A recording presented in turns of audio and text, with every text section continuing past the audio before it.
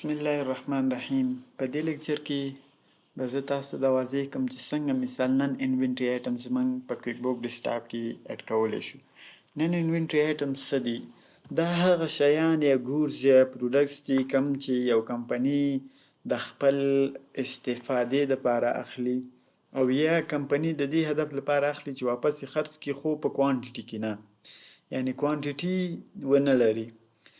یا دا کمپني مثال په دوامداره توګه نه خرڅوي، هغه اشیان یا اجناس چې کمپني اخلي او په دوامداره توګه یې نه خرڅوي. یا هغه اشیا یا اجناس چې کوم په پروډکشن د پروډکټس کې استفاده کیږي، یعنی د تولیداتو په تولید کې ورڅخه استفاده کیږي، نو هغې ته څه وایي؟ نن انوینټري آیټم. یا دا هغه شیان دي کوم ګورز یا مټیریلز دي کوم چې د روزمره فعالیت کې د هغې استفاده ضرور وي، نو دې ته موږ څه وایو؟ نن انوینټري آیټم. راځو په آیټم لیست باندې کلیک کوو، آیټم سروسز باندې، یا د لیست له لارې هم کولی شو آیټم لیست کلیک او دا صفحه کولاو کړو. دلته بیا په آیټم باندې کلیک کوو، یا د کنټرول ان له لارې هم کولی شو چې د آیټم ټایپ د جنس قسم څه کړو؟ سلیکټ یا انتخاب کړو. راځو دلته به په دې ځای کې تاسو د خپل جنس ټایپ یا قسم څه کوئ؟ انتخاب کوئ، که هغه انوینټري وي یا سروس یا هر څه وي. نو موږ څه کوو؟ نن انوینټري پارټ باندې کلیک کوو. دلته به تاسو د خپل آیټم نوم ولیکئ. فار ایگزامپل پاور کیبل شو.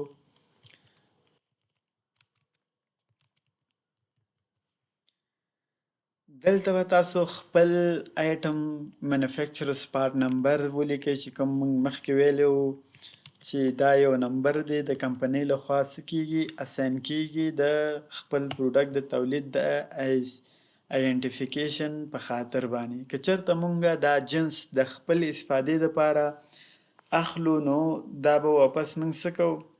همدومره ریکارډ کوو. دلته به پرایس لیکو. که چېرته موږ غواړو مثال دا واپس خرڅوو، نو دلته به تاسو څه وکئ؟ په دې بکس باندې چک کلیک وکئ او دا معلومات به د هغې ځای څخه تاسو د ډسکرپشن کې مکمل ډسکرپشن لیکلی شئ چې مثال څه شی واخیستل شو، په څومره پیسو، یا د ستاسو کومې کمپنۍ څخه یا کوم ماډل دی، نو هغه تاسو کولی شئ دې ځای کې هم ولیکئ.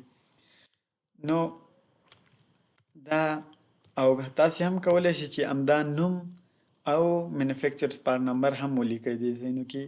دلته کاست دی، مثال په 100 روپۍ تاسې دا اخیستی، دلته تاسو کاست ولیکئ. دلته ایکسپنس اکاونټ تاسو انتخابوی شئ چې کوم ایکسپنس اکاونټ دی. په ډېرې بخښنې سره نو مونږ دا کاست اف ګولډ اکاونټ څه کړو؟ انتخاب کړ. دلته وینډر یا سپلایر تاسو انتخابوی شئ چې د چا څخه مو دا پاور کیبل یا بل څه دی اخیستی. دلته تاسو پرایس سیلز پرایس تاسو لیکلی شئ چې په 100 روپۍ واپس تاسو دا غواړئ خرڅ کړئ په 50 افغانۍ. دلته انکم اکاونټ تاسو انتخابوی شئ چې سیلز دی. د دې نه بعد به تاسو په اوکې کلیک کوئ او دا آیټم به څه شي؟ تاسو سره په آیټم لیست کې ثبت شي. دلته نوم دی پاور کیبل، ډسکرپشن دی، دلته آیټم ټایپ دی چې نن انوینټري. تاسو کتلی شئ دلته موږ دې ته ټوټل او اماونټ څه کړو؟ ورنه کړو، ځکه چې دا موږ کوانټیټي کې نشو ټریک کولی. دلته پرایس دی 50 افغانۍ، د دې پرایس چې واپس موږ خرڅو.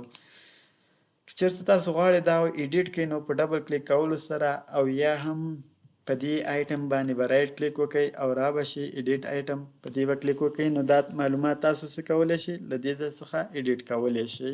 مثال تاسو کتلی شئ ایډیټ کیږي، نو اوکې به کلیک کوئ واپس.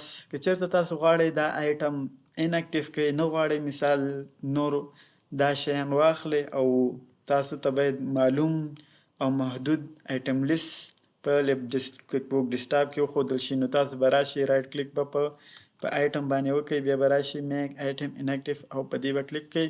دا به څه شي؟ د دې آیټم لیست څخه به ورک شي.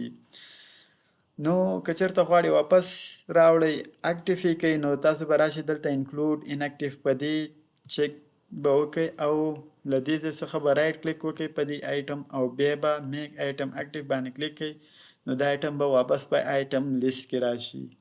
او که چېرته تاسو غواړئ دا ډیلیټ کړئ نو تاسو به په آیټم باندې رایټ کلیک وکړئ او ډیلیټ آیټم او ډیلیټ آیټم نه واپس تاسو دا میسج کې تاسو غواړئ چې دا ډیلیټ کړئ نو په اوکې به کلیک کړئ او دا به څه شي ډیلیټ به شي.